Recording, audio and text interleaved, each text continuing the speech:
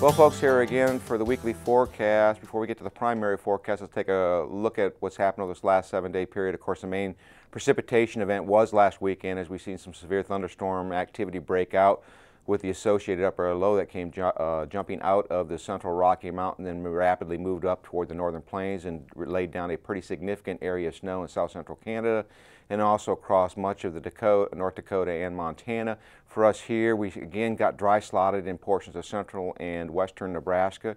We did see some accumulating snow in the Panhandle, so the same old song and dance. The areas in the center part of the state which desperately need moisture, unfortunately, we're hard-pressed to see anything significant with this storm system, and now we don't see anything significant, at least in terms of precipitation for Nebraska, for the better part of the next 7 to 10-day period. So let's take a look at the upper air models and see what we can expect as we go through this next 7-day period, which also does include the beginning of the holiday weekend.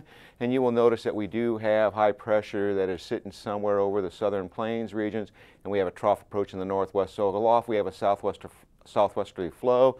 It looks like all the moisture will wrap around this ridge, and it looks like we will stay pretty much precipitation free as this energy shifts toward the Great Lakes. As we go to tomorrow, what you will notice is there is a little bit of that trough trying to work in. We might get some high clouds in western Nebraska, but for the most part, again, we still have that southwesterly flow, and we're expecting some very nice temperatures.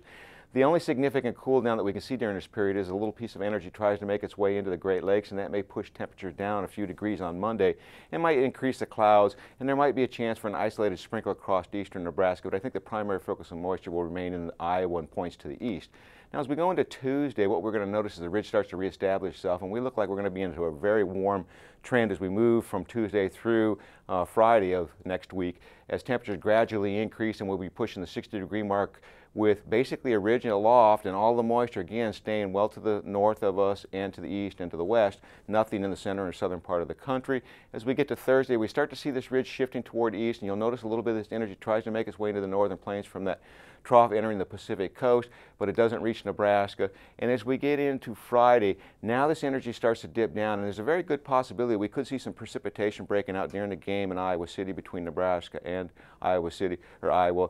We'll have to wait and see whether or not there is a significant amount of moisture associated with the system. It's just a little too early to tell. Now, as we go to the typical temperature forecast, we are looking at primarily 50s and 60s this weekend with a few clouds, and then we're going to jump up with a cool down on Monday into the 40s to low 50s, and then we're going to jump back up into the 60s, and it looks like a beautiful day for Thanksgiving, 62 to 72. Coolest temperatures will be to the north, warmest to the south. 8 to 14-day forecast indicates above normal temperatures in terms of precipitation, drier than normal, although there is a significant storm that does look like it may move its way in as we get into the post-holiday weekend.